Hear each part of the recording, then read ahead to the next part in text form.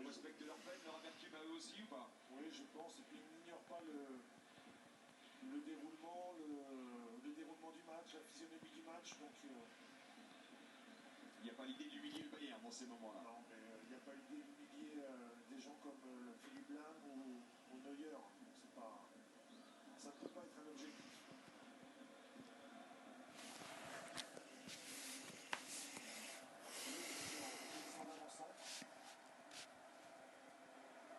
Avec Casemiro, avec Cédric Granel, notre statisticien en chef, qui me rappelle, Paul, que 4 des 6 buts du Real Madrid dans cette double confrontation ont été marqués en supériorité numérique.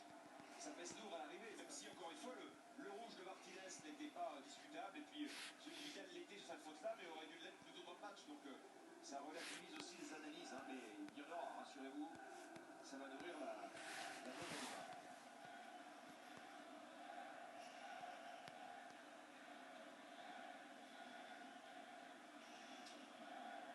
Incroyable, hein. On a eu le droit à 45 tirs dans cette double confrontation. Les joueurs qui terminent épuisés des deux côtés. Avec 2 tirs cadrés seulement pour le Bayern Munich.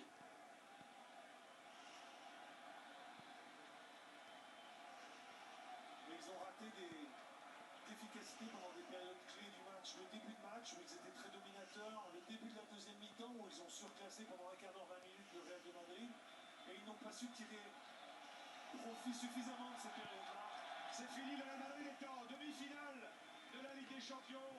L'accolade chaleureuse de Zizou à Carlo Ancelotti, les petits mots de réconfort aussi à l'oreille du maestro italien, parce que Zizou sait ce que cette victoire veut dire. Il sait aussi comment le Real l'a obtenu.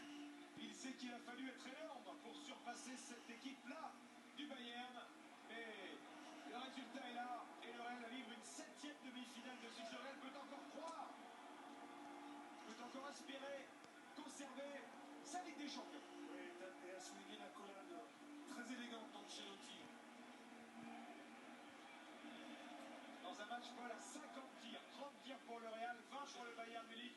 Un des plus beaux matchs peut-être qu'on ait vu dans les de la Ligue des Champions. Et je le dis et je le redis, nous sommes des grands privilégiés que d'assister à des matchs de ce niveau, de cette intensité. Il y a tout eu dans ce match, il y a absolument tout eu. Le talent, le suspense, la controverse aussi, tout ce qui nourrit notre passion, notre amour, tout ce qui nourrit réellement notre passion, notre amour du football.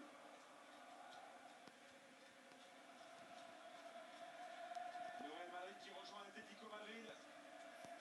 Ces deux équipes-là étaient en finale l'an passé, elles sont encore en demi-finale cette année. Le Bayern qui avait joué les 5 dernières demi-finales disparaît au stade des quarts de finale avec un homme triple buteur ce soir, Cristiano Ronaldo. À autant contre Wolfsburg l'an passé, il avait porté la qualif de son équipe, Paul. C'était moins vrai peut-être sur cette double confrontation-là, mais enfin à l'arrivée, Bien sûr qu'il est ça a quand même marqué 5 buts. Hein. Bien sûr que c'est la star de cette équipe, bien sûr que voilà, respect immense, mais ne pas oublier de mettre en valeur d'autres joueurs comme Marcelo, comme Carvajal, qui ont été pour moi décisifs, et bien entendu Sergio Ramos, l'autre monstre de cette équipe. Avec un